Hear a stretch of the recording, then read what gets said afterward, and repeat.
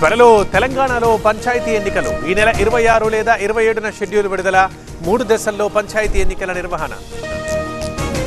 కేటీఆర్ పై రాజకీయ కక్షలకు దిగుతున్నారు అక్రమ కేసులతో ఏం చేయలేరన్న హరీష్ చట్టం ముందు ఎవరైనా ఒకటేనన్న అద్దంకి నాంపల్లి కోర్టులో జగన్ కేసు విచారణ ఛార్జ్ షీట్లకు సంబంధించి ఏం జరగలేదు కోర్టు ఆదేశాలతోనే హాజరయ్యారన్న జగన్ లాయర్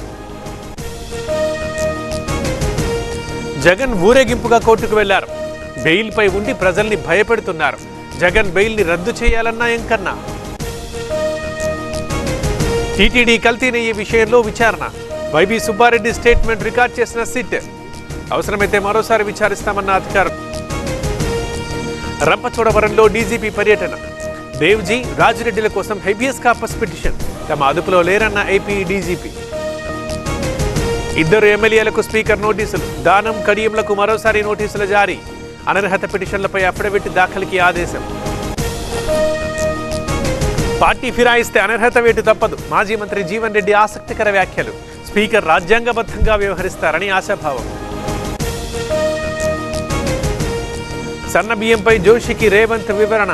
బకాయిలు త్వరలోనే విడుదల చేస్తామన్న కేంద్ర మంత్రి లేఖ రాస్తే సీఎంఆర్ పొడిగిస్తామని హామీ మా పార్టీ నేతల్లో అభిప్రాయ భేదాలు లేవు నాపైన ఏమైనా ఉంటే మనసులో నుంచి తీసేయండి పార్టీ ఆదేశాల మేరకు పనిచేస్తానన్న బండి సిగాచి బాధితులకు ఇచ్చిన పరిహారం ఏమైంది 4 నెలలుగా గడిచినా అందలేదన్న హరీష్ రావు రేవంత్ మాట తప్పారంటూ లేఖ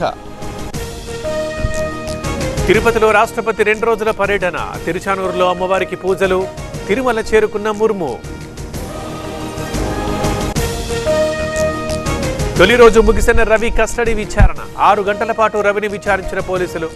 ఐబొమ్మ 1 తిరిగి యాక్టివేట్ కావడంపై ఆరా ఎల్లుండి బంగాళాఖాతంలో మరో అల్పపీడనం 24 నాటికి వాయుగుండంగా మారే అవకాశం దక్షిణ కోస్తా రాయలసీమలపై ప్రభావం రాజమౌళి దేవుణ్ణి నమ్మేలా చూడాలి ఆంజనేయుణ్ణి కోరుకున్న బండి రాజమౌళి సినిమాలు చూడొద్దన్న రాజాసింగ్ బీహార్ సీఎంగా నితీష్ ప్రమాణం కేబినెట్లో 27 మంది మంత్రులకు చోటు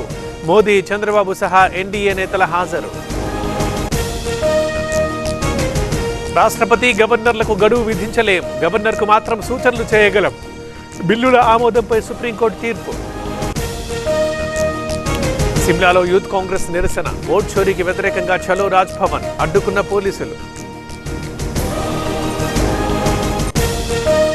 ఢిల్లీ పేలుడు కేసులో మరో 4 అరెస్ట్ శ్రీనగర్లో పట్టుకున్న ఎన్ఐఏ పాటియాలా హౌస్ కోర్టులో హాజరు